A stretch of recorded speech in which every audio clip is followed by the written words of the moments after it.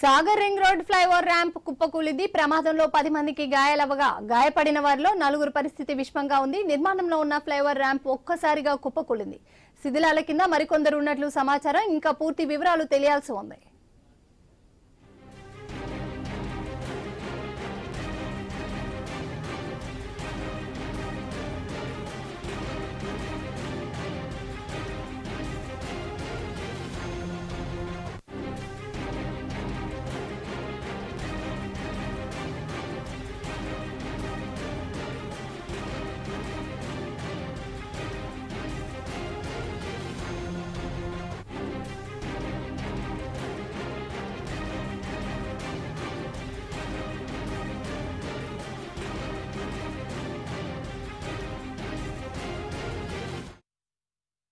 Sagar ring road flyover ramp కుప్పకూలింది. ప్రమాదంలో 10 మందికి గాయాలవగా గాయపడిన వారిలో 4 పరిస్థితి విషమంగా ఉంది. నిర్మాణంలో ఉన్న ఫ్లైఓవర్ ర్యాంప్ ఒక్కసారిగా కుప్పకూలింది. శిథిలాల కింద మరికొందరు ఉన్నట్లు సమాచారం.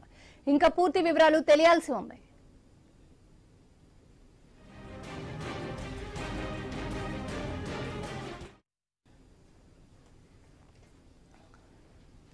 ఈ ర్యాంప్ కూలిన ఘటనపై మరింత సమాచారం మా ప్రతినిధి శేఖర్ అందిస్తారు. శేఖర్, చెప్పండి.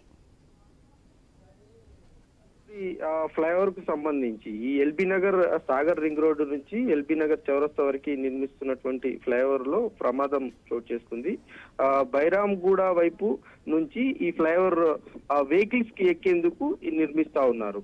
ఈ పిల్లర్ టు పిల్లర్ మధ్యలో నిర్మిస్తున్నటువంటి ఏదైతే ఈ స్లాబ్ ఉందో ఈ స్లాబ్ ఒక్కసారిగా కుప్పకూలినట్లు మనకు సమాచారం అయితే అంతా ఉంది. ఈ ప్రమాదం జరిగిన సమయంలో స్లాబ్ పైన పనులు జరుగుతున్నట్లు కూడా తెలుస్తా ఉంది. దాదాపు 10 నుంచి 20 మంది కార్మికులు వర్క్ చేస్తున్నట్లు కూడా అధికారుల నుంచి సమాచారం అంతా ఉంది. ఈ 10 మంది కుప్పకూలినటువంటి సందర్భంలో ఆ స్లాబ్ పైన పడిపోవడంతో ఈ 10 మందికి గాయాలైనట్లు తెలుస్తా ఉంది. ఇందులో 4కి కొంత విషమంగానే పరిస్థితి ఉన్నట్లు సమాచారం అయితే అందుతా ఉంది. వీళ్ళందరినీ స్థానికంగా ఉన్నటువంటి ఒక ఆసుపత్రికి తరలించారు. ఈ కార్మికులంతా కూడా బీహార్ అట్లాగే యూపీకి సంబంధించినటువంటి కార్మికులుగా కూడా అధికారులు చెప్తా ఉన్నారు. అసలు ఇట్లా ప్రమాదం జరగడానికి కారణాలు ఏంటి అన్న అంశం మీద అధికారులు ఇప్పటికే రంగంలోకి దిగారు, ఇన్వెస్టిగేషన్ చేస్తా ఉన్నారు. ఈ రోజు మధ్యాహ్నం లేదంటే సాయంత్రం వరకు ప్రమాదానికి గల కారణాల అంశం మీద పూర్తి స్థాయి సమాచారం తెలిసేటువంటి అవకాశాలు అయితే కనిపిస్తా ఉన్నాయి. కానీ